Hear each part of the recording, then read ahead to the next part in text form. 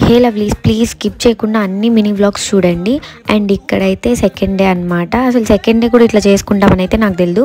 మా మమ్మీ అయితే మళ్ళీ ఇవాళ కూడా దీపాలు పెట్టాలి అని చెప్పింది. ఇంకా మళ్ళీ మొత్తం డెకోర్ చేసి పెట్టాము. బిఫోర్ డే ఎట్లుండిందంటే పూజ అంతా ఉన్నింది. ఇంకా తెలిసిందే కదా, టెన్షన్గా చేస్తా ఉన్నా అన్ని. ఇంకా బిఫోర్ డే మొత్తం షూట్కే సరిపోయింది అనమాట. క్రాకర్స్ అవంతా కూడా ఏం పెద్దగా ఎంజాయ్ చేయలేదు. సో ఇవాళ అయితే ఫుల్గా చేసేసినాం నలుగురు. అండ్ పొల్యూషన్ అది ఇది అని అనకండి, ఒక్కరోజుకి ఏం కాదు. అండ్ అందరు చేసేదానికంటే చాలా తక్కువ ఇది.